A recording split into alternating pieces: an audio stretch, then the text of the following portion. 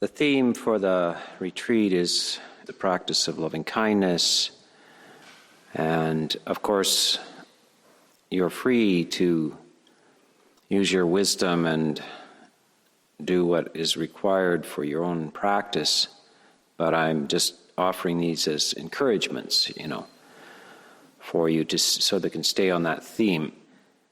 There's a lot of benefits to loving kindness, and it also requires preparation. And so you might all be thinking, well, how do you practice loving kindness all day long? I mean, the main thing is that you have lots to do. And what the lots to do is what is present in the mind that is not loving kindness.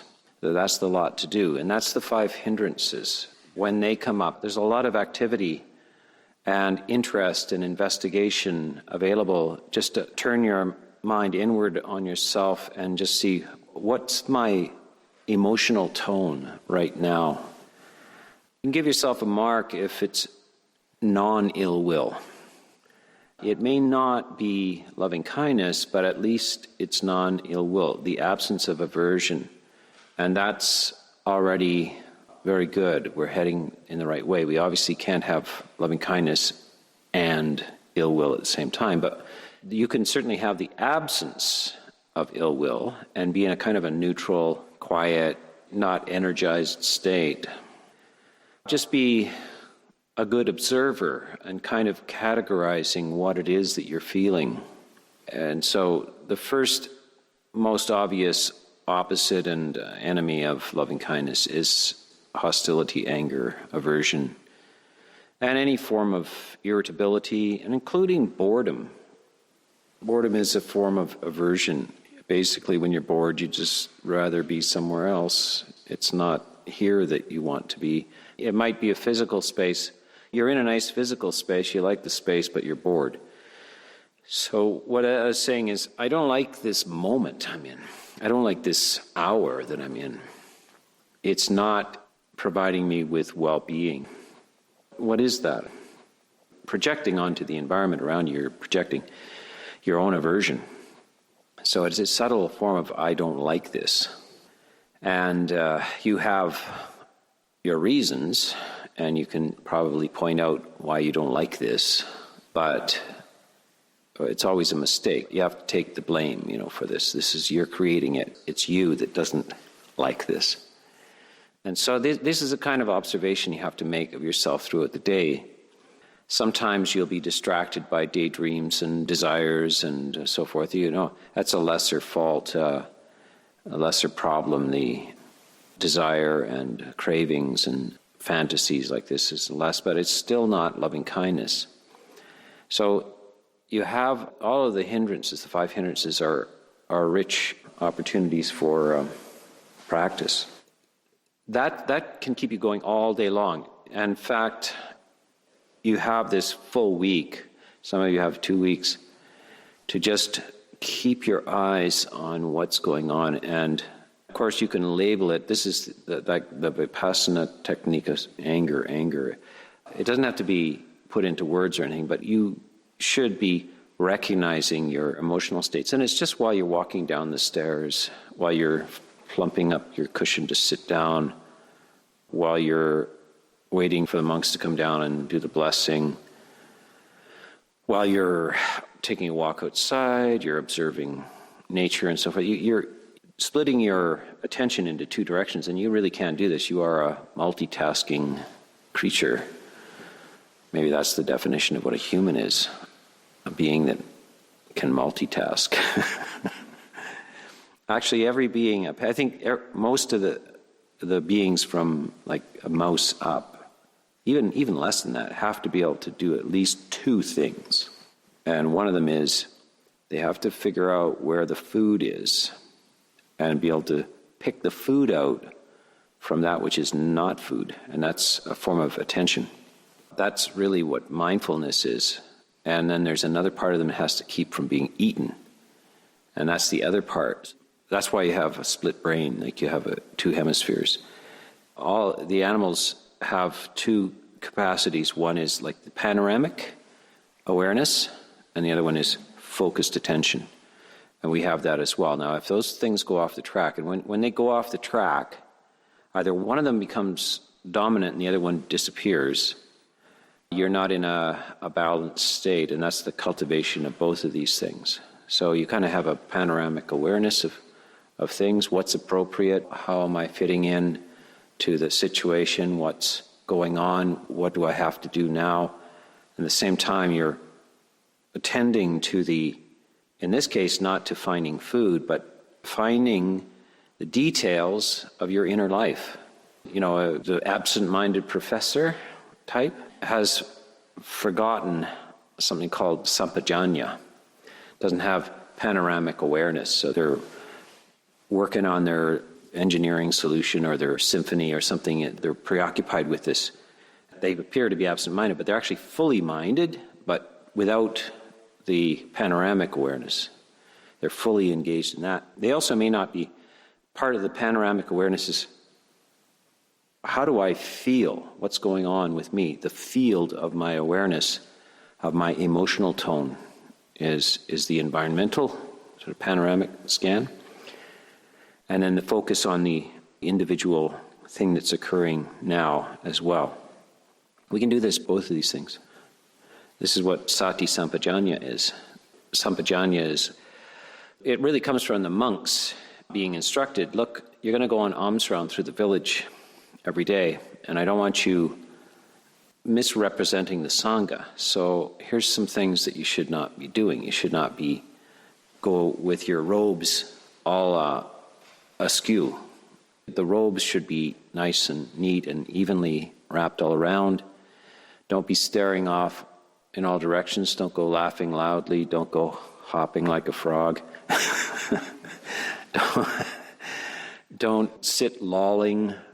All kinds of things. That's where we get this idea of sampajanya, or comprehensive awareness. The way sometimes they translate it as clear comprehension. And so even monks have to be not just one-pointedly focused on the end of their nose. They have to have a panoramic awareness of the situation they're in, what's appropriate. Maybe they have a duty to be done. Maybe you're going to the kitchen and so forth, dust mopping the floor. This is duties to be done. This is to be done with clear comprehension and awareness. How much is appropriate? What's too little? What's too much? And at the same time as all of this is going on, your eyes are turned inward. So just imagine rolling your eyes and just, even while you're having a conversation, while you're talking to a person and observing them and trying to find out what's the appropriate thing to say, how do they feel, what's the response. That is a very high demand, actually, attention experiences, to talk to a single other person, because there's all kinds of subtleties in that. You see how, after you come out of a retreat or an extended period in a monastery, quite often be shocked at how little actual dialogue is going on between two people talking. There's a kind of two monologues going on, which are quite at completely different angles. Like one person says something and the other person says something off in this direction. There's no dialogue, there's no response to the theme that's being offered. And then a synthesis of this, this dialectic thing, where you have a theme and then a variation on that, and then the two of them are put together, and then something else comes out of a new theme comes out of that, and so forth. You see, that's a failure in modern times. Incoherence, lack of attention, and a lack of response to what's in front of you as well. I mean, that's a great attention thing. A good conversation is highly attentive. So when these processes are low and you're not looking into yourself, you're going to spew out whatever emotional tone that is telling you. And of course, it's distorted. You don't know what is appropriate to say. In fact, people get into all kinds of difficult situations. They got to go to court, and they're trying to figure out what to say when they get there. Or you got to go to a business meeting, and you're trying to figure out what to say and how to say it, and you're trying to think, sorting out the words. But of course, you can never quite get, you can't, where do words come from? Good question. Where do words come from? Why those words? Words actually come from the emotional base, and so you don't have to prepare the words. What you have to prepare is the emotional base. If you can get yourself in the right frame of mind, the right emotional structure, the words are not an issue. You've known those words probably since you were 7 years old. You know how to make sentences, but you just don't know which words. The emotional tone tells you which words. And it also tells you the most subtle, amazingly subtle and complex thing, how to say them. What is the tone? When does the voice get soft? When does it insistent? No, it's a act of complexity that it's going to be a long time before artificial intelligence can do that. These multiple variables are going on there. The source of them is emotional lucidity. And when we talk about emotional lucidity, this is the cultivation of this sublime, divine emotion, loving kindness. It's sublime and it's divine because you see things differently when you have it. Your mind sees the world in a much more unified way and in a much more, an extension of yourself, really. You are now included in it. And this is what loving kindness can do, which other parts of our brain can't do, like analytical aspects of our brain, logical structures, are not for unifying things, they're for dividing things. They separate things out. They bring them into individuality. And so people who are good at that, they can do that, but it has nothing to do with well-being and wholeness. And it's a very poor tool as well for sorting out the meaning of life. Logically, there isn't one. It's not that there isn't one, it's just that logic has no use. It's a hammer when you're trying to cut some paper. There's tools for certain types of operations, and the tool for the operation which allows you to, instead of answering what is the meaning of life, it allows you to stop asking what is the meaning of life. That's when you know you got the answer. It no longer occurs to you to ask. And that's a lot of answers are like that. You don't actually get the answer. The need to get the answer just is no longer there. And that means that you have the answer. So these are the operations of the mind. You're recognizing that several things are going on at once, and you want to start to practice that, because they're one-way streets, they're reacting to the person out there. They're not aware of, like, the realization that, I'm threatened by their opinions about certain things. And I'm nervous about that, and I'm actually feeling that I have to be angry in order to kind of overcome that and assert myself. So that's really important. Not the winning of the argument or even finding yourself respectable in the conversation. It's that you're looking in and seeing your attachments. Now, this is what is meant by attachments. When you see these emotions coming up, the requirement to defend yourself or to appear clever or something in the eyes of another, that's where the self and the attachments are arising. And that's where you have this divided attention. You're looking into that and you're watching that. And of course, you have to practice ahead of time as well. It's not necessary. Like ordinary people, they usually like to be thought well of, or interaction with others is a certain amount of competition sometimes, or some sort of representation of yourself. And you have to do this, and quite often it's going to require some sort of story or distortion or a play or a fakeness or something. If you see yourself do this, you have to take up a little bit of a sadhana. Sadhana is a kind of a spiritual exercise for yourself, where you try not to look good in the eyes of others. You try not to compete. You allow yourself to fail. You allow yourself to be misunderstood. Somebody says, "Oh yeah, right, you're Aren't you from the place down there? Or, you're a lawyer or something, aren't you? And just not correct them. Don't correct them. Just see how it feels to not have to be free enough not to have everybody understand you or have a good impression of you. You will never get free that way. There is no end to that. It's a maze that never ends. And there's always pressure. Now, it's very hard to get this idea, but in the space of a retreat and with some leisure and some relaxation and some goodwill and everything, you might realize the burdens of this, the representation of the self, and how negative the hindrances arise connected to this. So this is what you can do all the livelong day. You really start to see yourself. There's another observer that you're trying to live up to their expectation, and that is yourself. You're engaged with your self-opinion, your self-esteem. And that's sometimes good to fail at as well. Is say, just wait a second here. Who's living up to who? Well, who's talking to me here? This, of course, is this is a pandemic. That is, somebody's in there with a critical mind, focusing on your faults and ordering you around. And this is, in fact, a hindrance.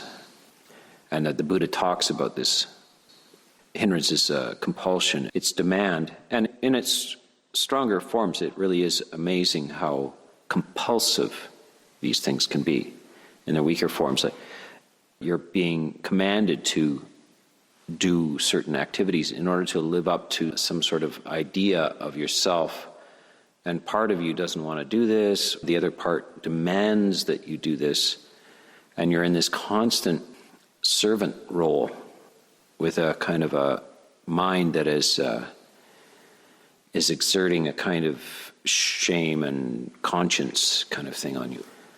It's the social voice which you're trying to live up to. And of course, it's cultivated all the way in your educational system, in school and everything. You're being marked and judged and told that you must live up to these things. This is very tiring. And it's one of its hindrances. So this is a worry and flurry, but I like to call it agitation and compulsion. So when one is agitated and compelled, like by who? Like what?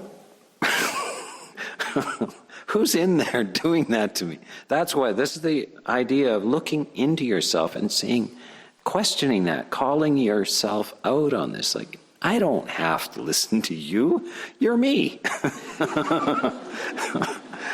It's just my other hemisphere talking. So, loving kindness is going to saturate both. It's going to pull in that other part of you. It's going to dissolve that hindrance. It cannot sustain its attitude when you respond with loving kindness. You respond and say, look, whether I do that or not, I'm still loved. I'm all right. My self-respect doesn't require me to fulfill all of your demands. I don't need to be esteemed by you. I don't need to be estimated by you. So this is the loving kindness gets you out of the hook. Self-esteem is just another way of saying estimated. I'm going to weigh you. I'm going to measure you.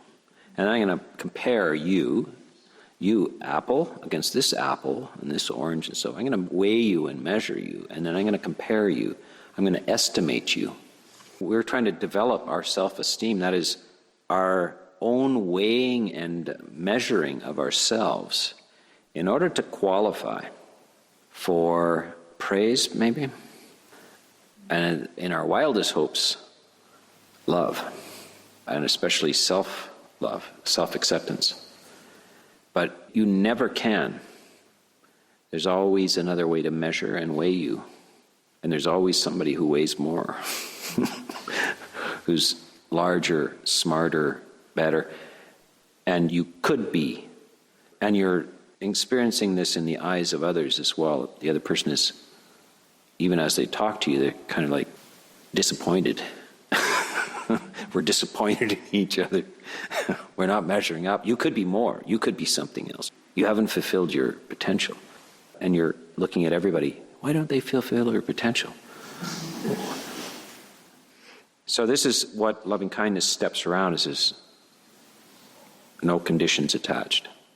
You do this, it's a positive sweeping emotion. It sweeps through you. You're safe. You are no longer going to be weighed and measured. You qualify. You're free. You go through the door. And so this is, all of those things are off the hook. And it doesn't mean that you never do any self-improvement.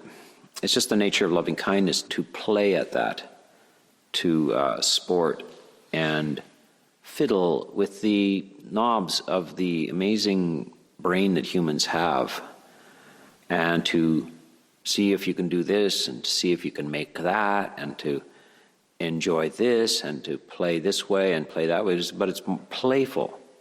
Because it's loving kindness, it's playful because you don't have to qualify.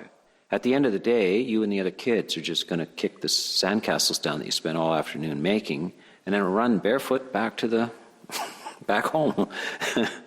So that's good play, but they're really serious about those sandcastles. They're really working on those things, and it's great. But at the end of the day, who cares? It doesn't matter. So that's the thing, is that these activities of our lives, we do this, we do that. Yeah, you've got some talents this way, that way, you're smart this way or that way or not. In the end, it's just sandcastles. It's not the core thing. You're already fully embraced. You're already well. You're already without fear. You're already accepted. And all of these other things do not add or subtract anything from that. So this is understanding what loving kindness is. It's without conditions. It's full self-acceptance without conditions, without requirements. But it doesn't mean that you're going to just stagnate or be stupid, because your nature is to be creative and play. But quite often you're oppressed by all of these horrible demands and all of the things you have to do and all of the work and stuff that you don't want to do, you got to do, and inner voices. This is draining your batteries. So when you do this, if you cultivate this loving kindness, you're also going to experience energy. Your energy is going to come back. It's playful, it's light. And what is taking your energies away? One of the factors of enlightenment is energy. And what is taking it away?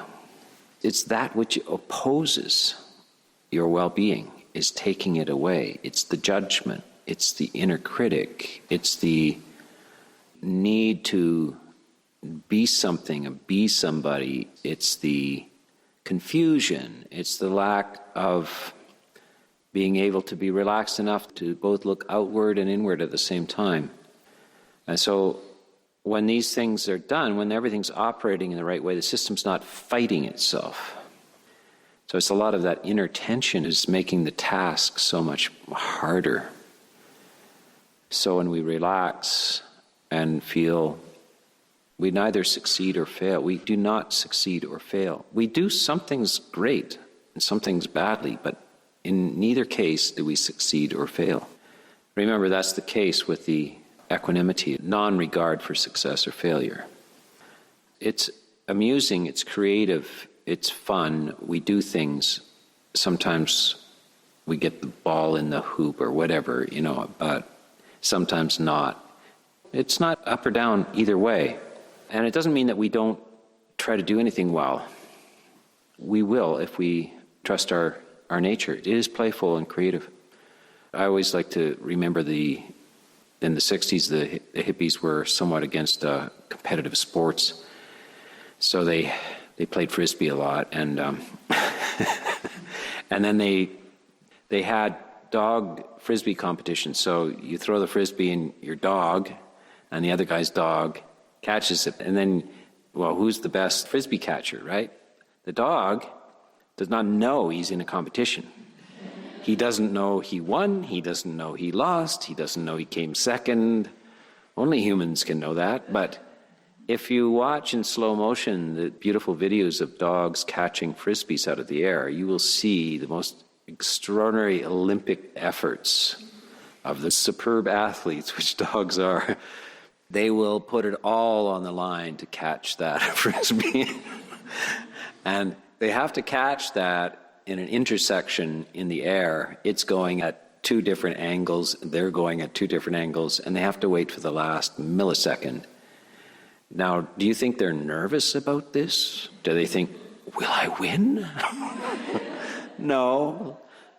Why do they do it, They just, that's their nature. They're playful and creative, and they do it, and they do catch it. And you can see that their paws are just rubber in the air. They haven't even thought about, how now am I going to land? I'm 5 feet in the air. I haven't really thought about how to land. I'll get to that when I get to it. First, I want this frisbee. And you can see the incredible skills. I mean, to do that, to calculate all of that stuff, and to do it with, you see that the tail is also wagging. Well, you see the emotional state expressed in the tail. So there's no winning or losing or anything like that, but there's a full embodiment of joy, creativity, energy, and tremendous skills, both of the mind and the body. And you won't be any worse than a dog if you stop worrying about winning and losing, success and failure. You will be creative, and you will do amazing things, which staggeringly humans can do. Certainly we haven't encountered anything like a human comparable in complexity and marvel in entire explorations of the universe. There's nothing even close. So, you're that. You're this thing of extraordinary complexity and capacities, such that we who are extraordinary and have capacities still don't understand ourselves. We're that extraordinary. So you can relax into this. This is the way it goes when you let go of all this selfing and this other things, and trust that some brilliant people, emotionally brilliant, see, they're not logically brilliant, although the Buddha's logic operations are impeccable. He's so far ahead in many arguments that have gone on for 2,000 years in the West, and finally arrived at a similar solution to what the Buddha had done 2,500 years ago. So his logic operations are impeccable, but as he says, logic is more or less canceling out roads that need not be walked down. Kind of, here's what is a waste of time. Now, over here is what will reward you for your efforts. So the logic can tell you what not to waste your time with, but it can't really tell you what is worth your time. The word worth is only known to the emotional dimension of the human. Logic doesn't know what the word worth means. It can't know. It can know mathematical formulas, it can know physical structures, it can know a lot of things, but it can't know what's worth something or what's important. The only sense of importance is always in emotional dimension. And that's the wisdom. So emotional structures are the wisdom dimension. Logical structures are the servant, a useful tool for how not to waste your time. So we use this, and when we feel it in the heart, you'll recognize great art. So when you have a moment of loving kindness, you will be in awe of beauty and goodness and truth. The only thing that can know what beauty, goodness, and truth is the heart, the emotional dimension.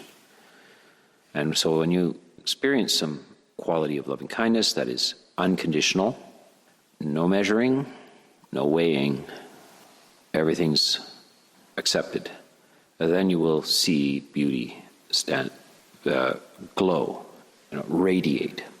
And you will feel it through your body. You will feel the rising of energy. You will know you're playing a very high and beautiful game now. It's the highest and the most beautiful game. Energizes the whole structure of the emotions. Probably can cure a few physical ailments as well, because half of them are psychosomatic in a way. So you might get over a few things if you just go swimming in loving kindness. So anyway, I just wanted to initiate that there's plenty to do during the day for the next 7 days, and the next 7 years actually, in the next 70 years, next 7 lifetimes. Plenty to do. And one is to just look inward at stuff that you don't need to be doing, that doesn't go anywhere, just is destructive, and to avoid that. And don't listen to its stories.